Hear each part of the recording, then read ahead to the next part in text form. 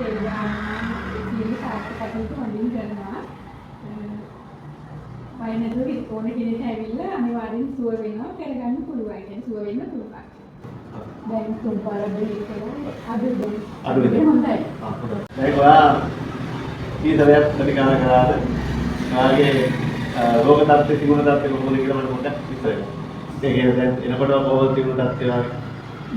බෙල්ල අමාරු වෙන නමන්න අමාරු වෙනවා. දැන් තුන්පාර බ්‍රේක් කරලා අඩු වෙන හොඳයි.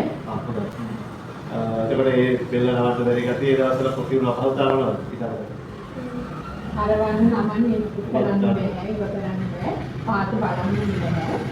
මම දැන් හරියට කරගන්න ඉතින් මට හදදරයි අමාරුයි. මේක ආපු කෙනෙක් තමයි කිව්වේ එහෙන් දී බලන්න. ඉතින් වෙන තැනකින් මෙහෙම කරා ඒක පාරම කරා ඒක උඩටවත් දුන්නේ නැහැ. හරි කියන කිව්වම තමයි දෙක ආවේ. දැන් ඉතින් ඇත්තටම හොඳයි.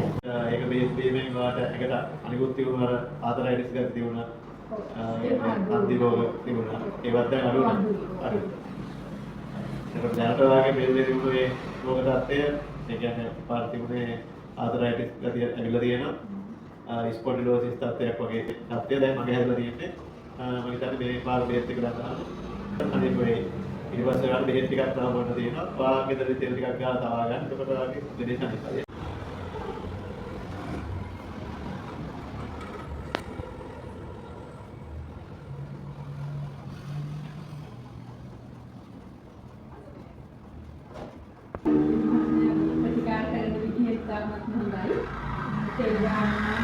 සීනි සාර්ථක කටයුතු හොඳින් කරනවා.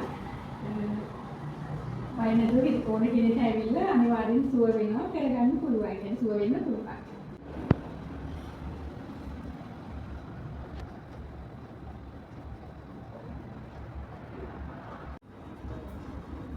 අද කියපු තැන්වල මේ සාවනය කරාද?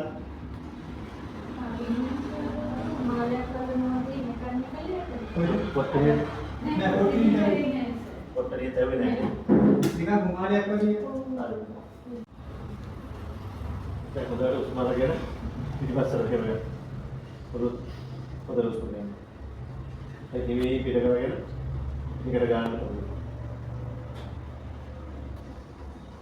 උසරයක් කරන්නේ.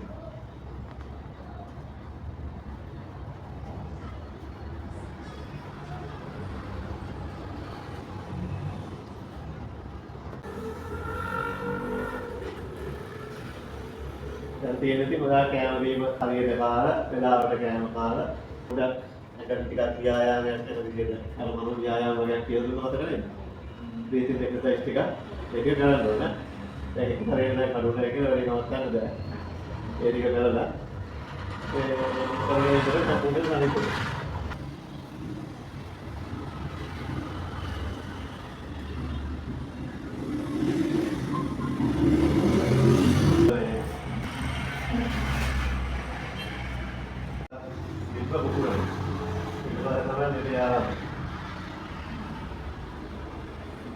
Thank you.